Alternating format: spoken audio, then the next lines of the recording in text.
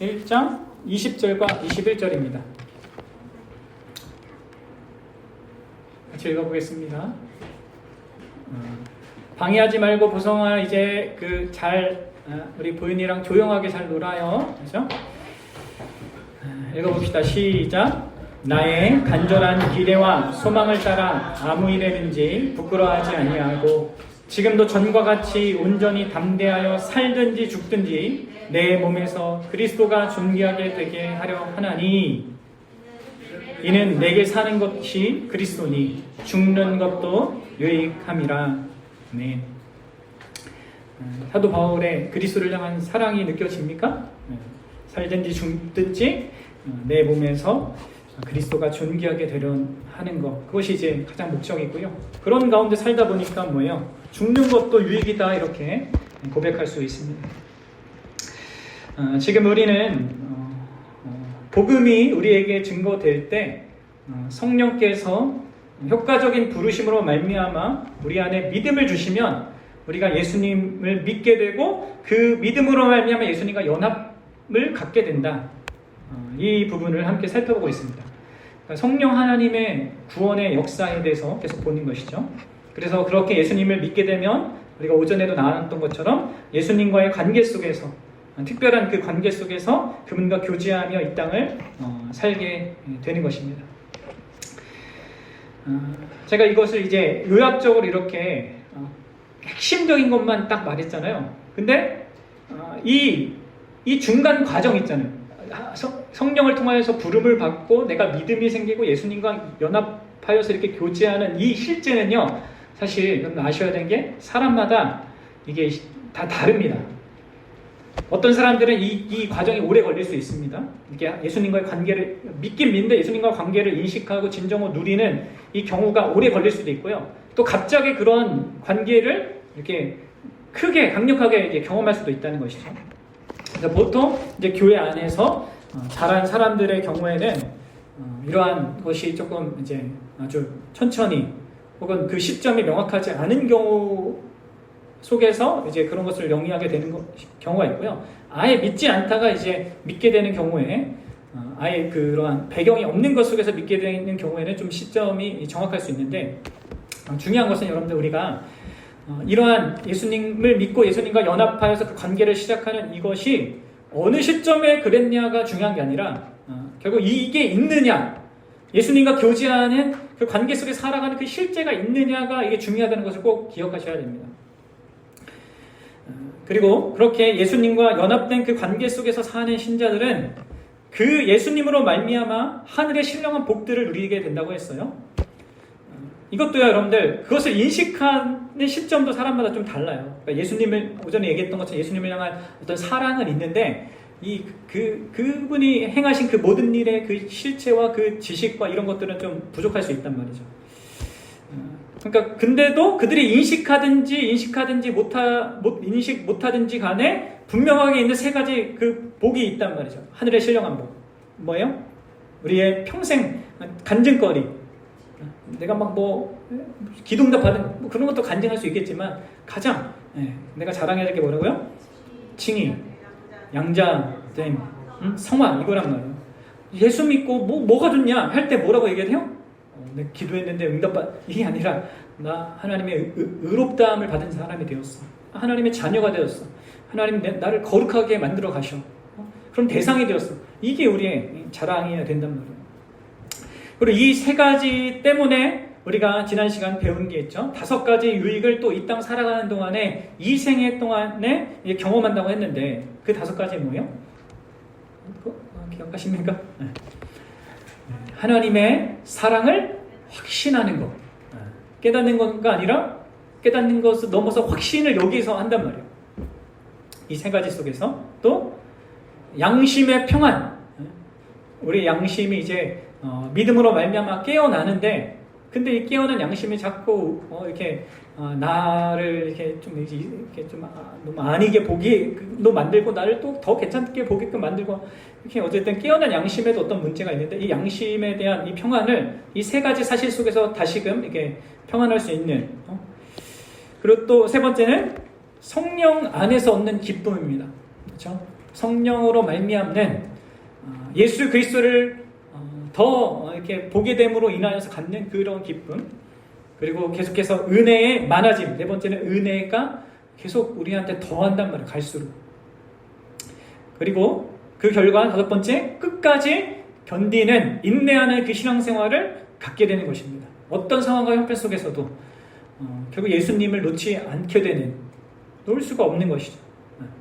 그래서 이러한 다섯 가지 유익들을 한단 말이에요. 갖게 된단 말이에요. 여러분들 어떻습니까? 한 주간 그러면 하나님의 사랑을 확신하며 살았습니까? 양심의 평안을 누리셨어요? 성령 안에서 얻는 그 기쁨을 영위했습니까? 은혜가 점점 나한테 많아진다는 것을 경험해요? 믿음으로 인내하는 그 한 주가 되었습니까? 어때요? 이러한 유익들이 우리가 특별히 악과 고통의 현실이 있는 이 땅의 삶 속에서 진짜 우리에게 필요한 것이고요. 우리를 든든하게 만들어주는 정말 하늘의 복들이죠. 우리가 하나님께 정말 다른 어떤 삶의 피로도 구할 수 있겠지만 진짜는 무엇보다도 이런 유익들을 더 풍성하게 알고 누리고 경험하기를 구하는 자들이어야 합니다. 그리고 자기가 이렇게 좀 살아가면서 이런 유익들을 누리는데 실패할 때가 있습니다. 그렇죠?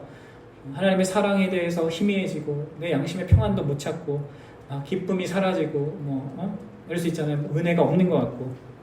이게 주로 어떨 때 이런 일들이 일어납니까?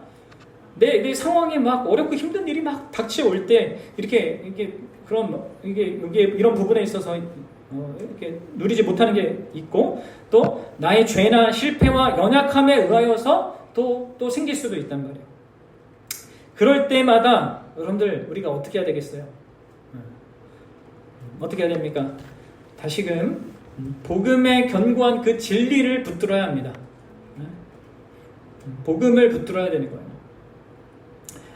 무엇보다도 그리스도께서 나를 사랑하시고 내가 그분과 연합된 그 상태를 만들어 주셨다는 것.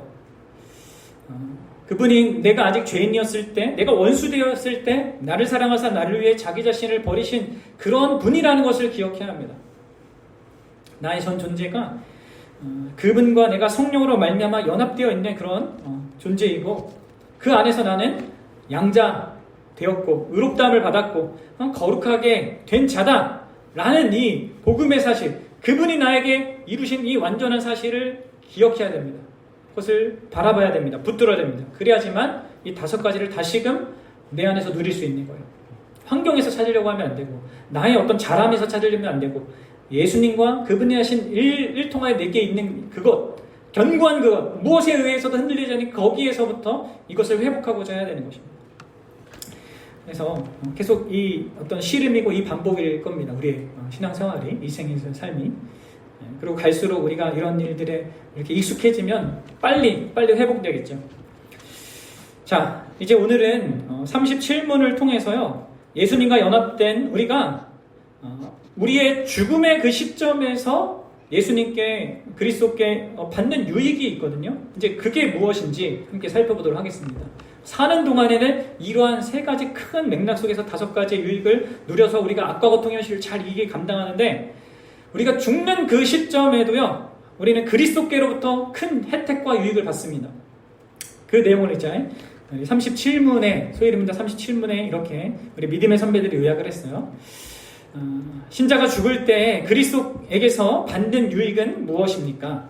신자는 죽을 때 그의 영혼은 완전히 거룩하게 되어 즉시 영광이 들어가고, 그의 몸은 여전히 그리스도께 연합된 채로 부활할 때까지 무덤에서 쉬게 됩니다.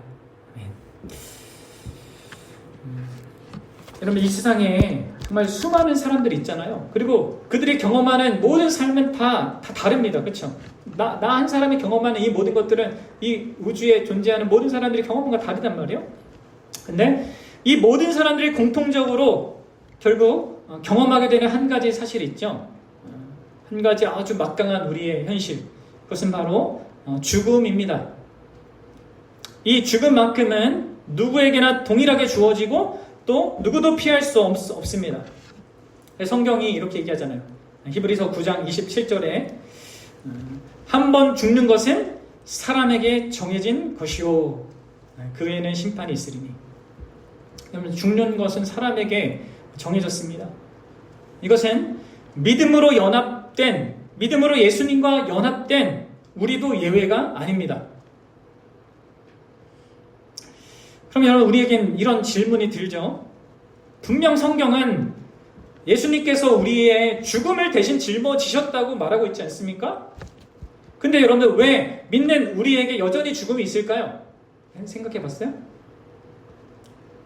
죽음을 그분이 다 감당하셨다고 성경은 얘기하는데 왜 여전히 우리에게 죽음이 있습니까? 사실 이 질문은 이런 또 다른 질문하고 연관이 있어요. 뭐냐면, 왜 하나님께서 우리 믿는 자들 안에 죄를 남겨두셨는가? 또 왜 하나님이 우리를 이 악과 고통이 가득한 이 세상 속에 살도록 또 남겨두셨는가? 이런 질문들과 함께 좀 생각해 볼 질문이죠.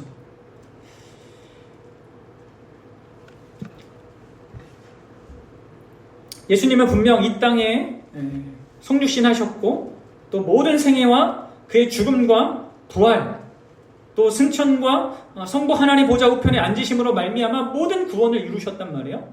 그래서 죄와 결부된 우리의 모든 문제를 해결하시고 우리를 자유케 하셨고 하나님께 대해 살아있는 자가 되게 하셨단 말이에요.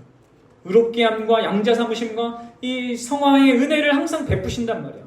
그런데 여러분들, 우리 안에 뭐가 여전히 있어요? 죄의 현실이 있습니다. 죄의 본질이 그대로 있습니다. 그리고 우리의 삶에는 악과 고통의 현실이 그대로 있단 말이에요. 왜 그렇게 하신 거예요?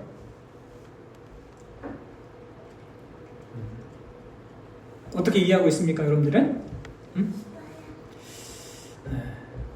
우리가 다 헤아릴 수는 없습니다. 그러나 하나님께서 행하신 모든 일이 우리를 향한 사랑에 기반해서 한다는 것 속에서 생각할 수밖에 없습니다. 우리의 유익을 위해 우리를 사랑하셔서 그렇게 하셨다는 것을 우리가 받아들여야 되는 것이죠. 그리고 하나님의 목적이 뭡니까?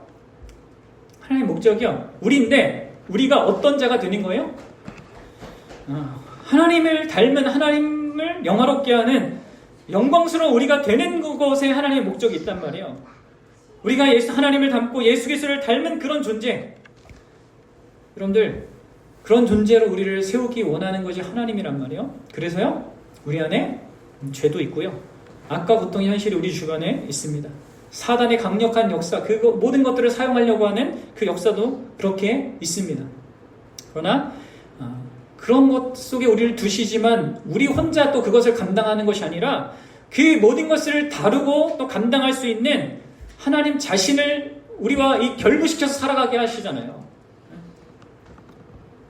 그래서 여러분들 아셔야 됩니다. 그러니까 우리가 죄와 씨름하는 어떤 우리 안에 그런 씨름도 있고 악과 고통의 그 현실을 살아가면서 마주하는 어떤 것들이 다 있지만, 이게 여러분들 하나님이 우리를 영광스럽게 만들기 위한, 우리를 사랑하셔서 우리를 진짜 우리 되게 하기 위하여서 이루어가는 어떤 국면을 주신다는 거예요. 여러분, 마찬가지입니다. 죽음도 마찬가지예요. 하나님께서 자신의 죽음으로요, 죽음을 정복했어요. 그리고 그분의 죽음은 우리를 위하여 죽음을 맛보신, 히브리서 기자가 얘기했듯이 그런 죽음이란 말이에요. 근데도 왜 죽음이 있냐? 여러분들, 이에 대해서 하이델베르크 요리문답이 이렇게 얘기하거든요. 나중에 우리가 또 배우겠지만 하이델베르크 요리문답 42분에 이렇게 되어 있어요. 그리스도께서 우리를 위해서 죽으셨는데도 우리도 왜 여전히 죽어야 합니까? 우리 믿음의 선배 다 고민했단 말이에요. 뭐예요? 답이 뭐예요? 우리의 죽음은 자기 죄값을 치르는 것이 아니며 단지 죄 짓는 것을 그치고 영생에 들어가는 것입니다. 우리가 이 소요리 문답을 이제 또 다른 방식으로 표현한 겁니다. 무슨 얘기예요? 죽음이 있다, 그냥 일단 있다. 그러나 그것은 우리가 죄값을 치르는 의미가 아니라는 거예요. 그러니까 죽음의 의미가 변했다는 것이죠. 어떻게 그렇게 됩니까? 예수 그리스도께서 이 죄값을 치르는 의미의 죽음을 감당하셨기 때문입니다.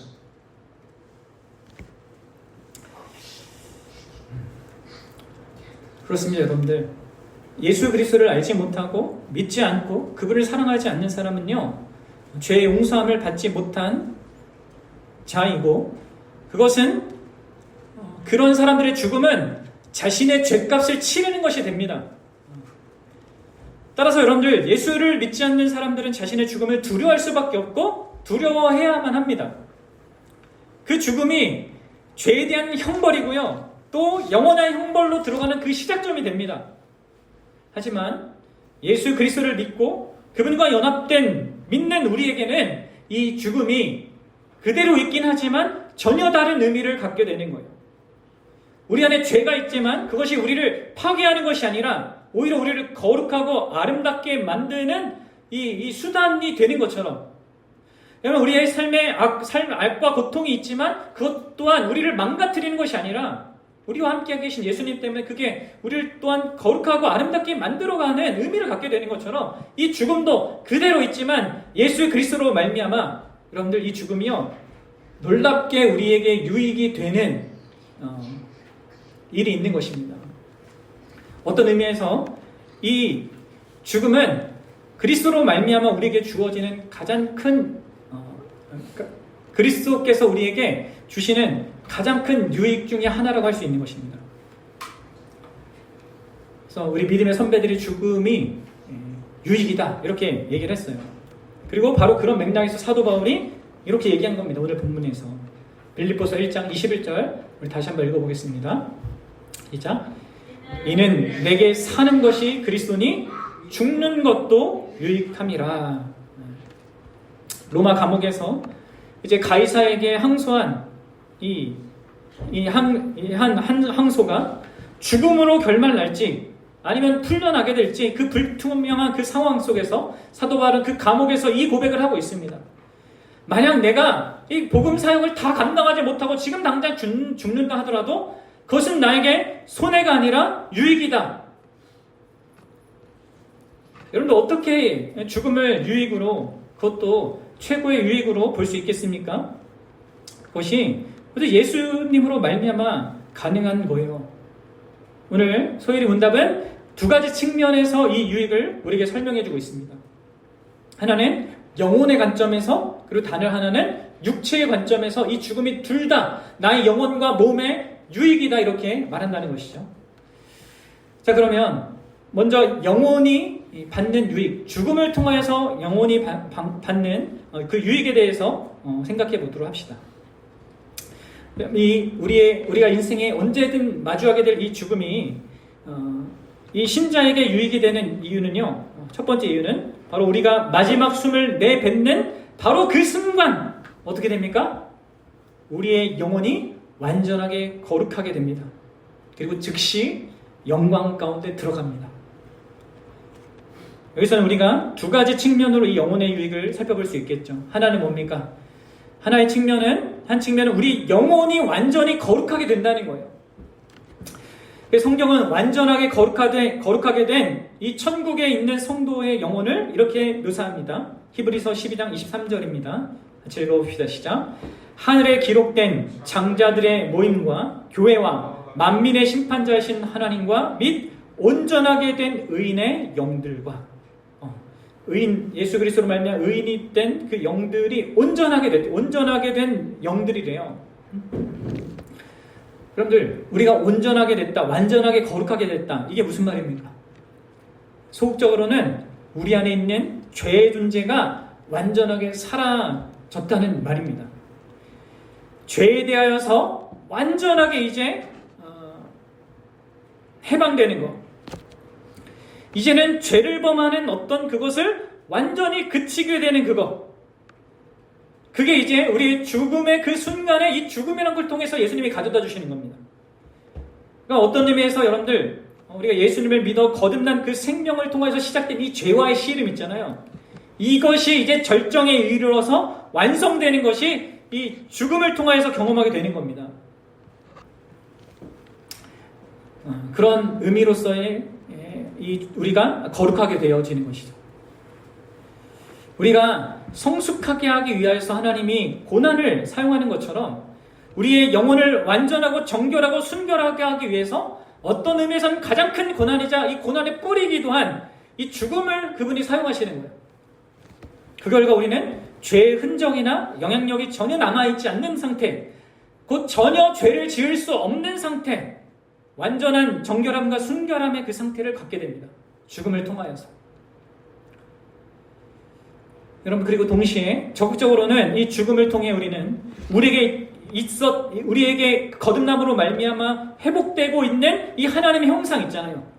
이 회복되고 있는 이 하나님의 형상도 이 죽음이라는 이 통로를 통하여서, 수단을 통하여서 완전한 모습을 갖게 됩니다.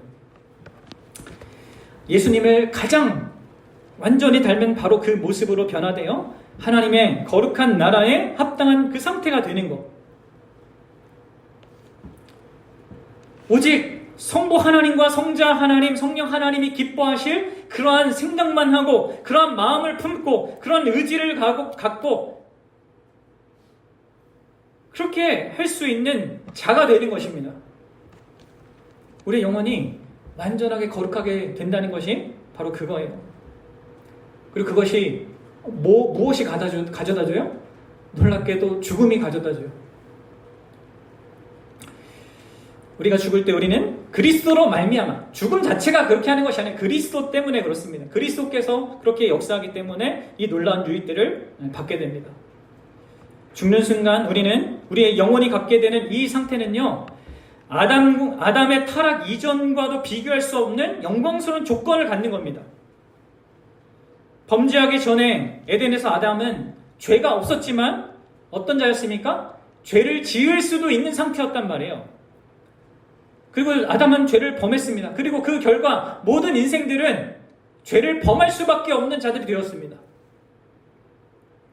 이런 조건에서 오직 예수 그리스도의 복음을 믿고 예수님과 연합된 자만이 살아가는 동안에 죄를 짓지 않을 수 있는 그 상태를 갖게 되는 것이죠. 죄와 싸우고 씨름할 수 있고 죄를 이길 수 있는 상태. 그러나 수없이 많이 넘어지는 것도 동시에 같습니다. 그런 자들이 이제 죽음을 통과해서 어떤 상태가 된다고요? 전혀 죄를 짓지 않는 상태, 그리고 오직 하나님을 영화롭게 하는, 하나님이 기뻐하시는 것만을 행하는 그런 상태와 조건을 갖게 되는 겁니다.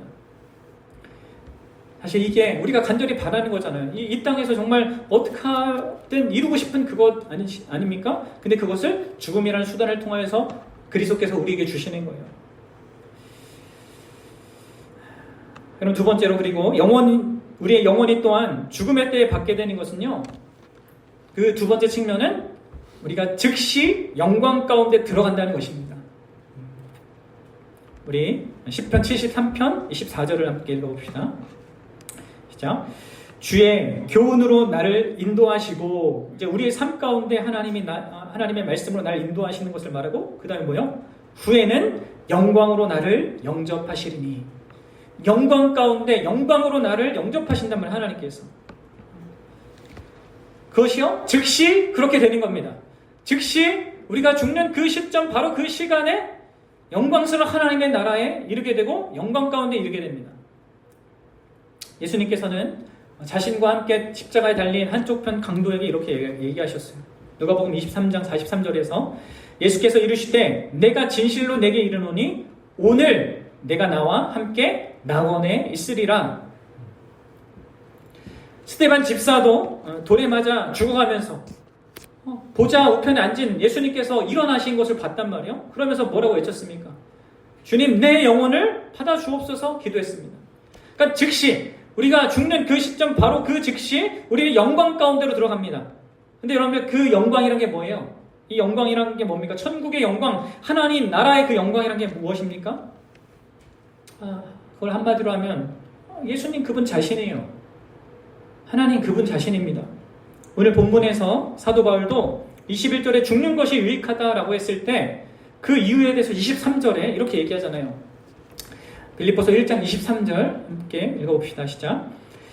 내가 그 둘 사이에 끼었으니, 그래서 둘이라는 것은 내가 삶과 죽음을 얘기하는 겁니다. 이 둘 사이에 끼었으니 차라리 세상을 떠나 그리스도와 함께 있는 것이 뭐요? 훨씬 더 좋은 일이라 그렇게 하고 싶으나. 훨씬 더 좋은 일, 그렇게 하고 싶은 그 일은 그리스도와 함께하는 그것입니다. 사도 바울이 죽음이 왜 유익이냐 이것을 말할 때 가장 핵심적인 이유가 여기 있는 것이죠. 영광 가운데서 뭐예요? 그분과 함께하는 그것이죠. 그분과 진짜 교제하는 그것. 앞서 살핀 대로 영광 가운데 우리가 영광스럽고 거룩한 존재로, 죄 없는 존재로 이렇게 변화되는 것도 너무나 복된 것이지만 이 우리가 변화된 그것과 비교할 수 없을 정도로 더 복되고 기대되고 소망하는 그것은요, 뭐예요? 그리스도와 함께 있는 거. 그리스도와 진짜 얼굴과 얼굴을 맞대고 대면하여서 그 교제를 누리는 거. 그게 영광이에요. 최고의 그런 복이죠. 우리는 그분이 우리를 향해 보이시는 그 사랑 있잖아요. 그것을요, 우리의 완전해진 그 영혼을 가지고 경험하게 될 겁니다. 지금 우리의 영혼은 회복되어 가고 있지만 많은 문제가 있어서 그 사랑을 느껴도 맨날 하나님 나 사랑해요? 진짜 사랑한 거 맞아요? 이렇게밖에 못하잖아요. 또 여러분들 우리는 우리의 전부, 우리의 회복된 그리고 완전해진 그 영혼으로 우리 전부로 그분을 사랑하는 것을 또한 드러낼 거란 말이에요. 표현할 거란 말이에요. 지금은 우리가 하나님을 향한 사랑이 있어도 이것을 드러내고 표현하는 데 있어서 너무나 한계와 제약이 많이 있지만 그때는 이게 다 완전해지니까. 여러분들 우리는 물론 이 땅에서 이 그리스도께서 성령을 통하여서 우리에게 알게 하시고 깨닫게 하신 이런 사랑도 있고 또 우리도 그 가운데 우리가 반응하여서 우리의 사랑을 보이는 이런 것들이 있습니다.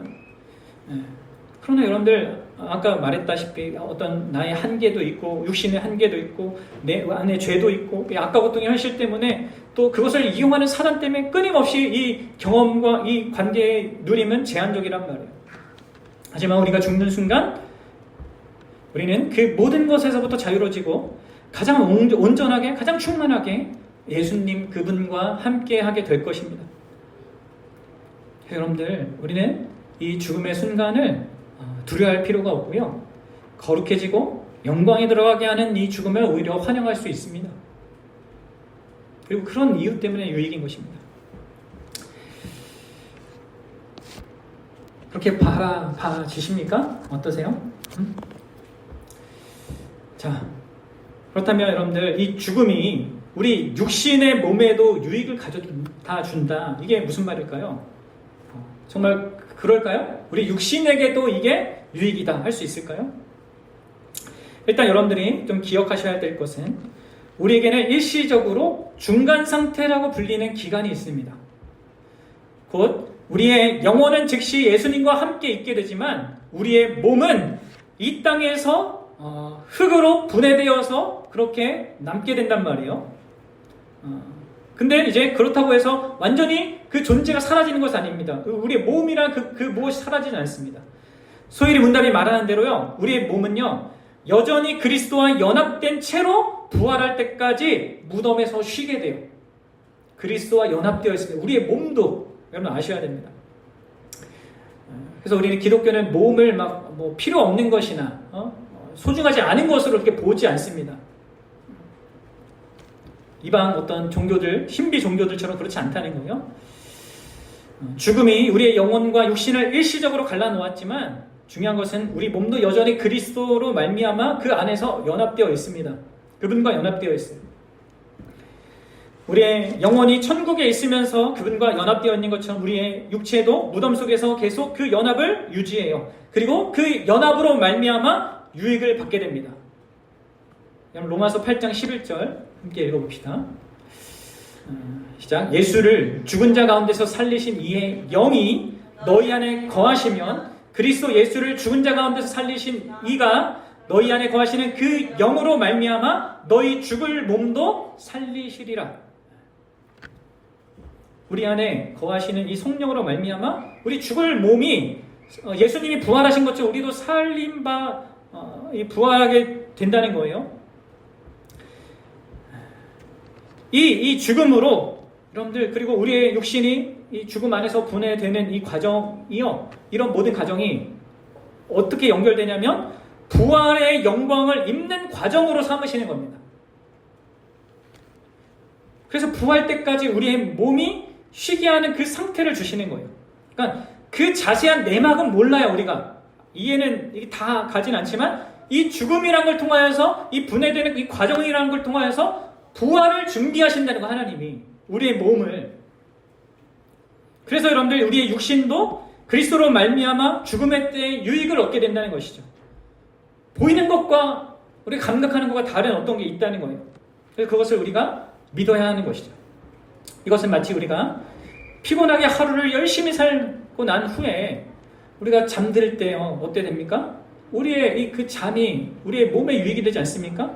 자는 동안에 내 몸 모든 피로가 풀리고 다시 몸에 생기를 얻고 아침을 우리가 맞이하는 것처럼 우리의 모든 인생을 열심히 살아온 이 육체가 이제 주님과 연합되어 쉬는 가운데 다시 완전하게 새롭게 되는 이 부활체의 몸으로 재생되는 그 과정을 거치는 그 쉼을 갖는 겁니다. 그래서 여러분들 성경이 신자의 죽음을 자는 것으로 여러 군데에서 표현하는 거예요. 여러분 보십시오. 일생 동안 우리는 우리 몸이 경험한 모든 어려움과 고난들이 있지 않습니까? 질병과 다치는 것과 피곤한 것과 고단함 이런 모든 경험한 것들 이런 것들을 이제 우리가 드디어 이제 안식을 갖게 되는 겁니다. 우리 몸이. 또 예수님을 믿는다는 이유로 사람들에게 받았던 이런 핍박들 그런 어려움들로부터도 안식을 또한 몸이 갖습니다. 그리고 그런 의미로서 이 신자의 몸은 이 죽음을 통해서도 유익을 얻게 되는 거예요. 그리고 이런 맥락에서 우리의 몸이 또 소중한 겁니다.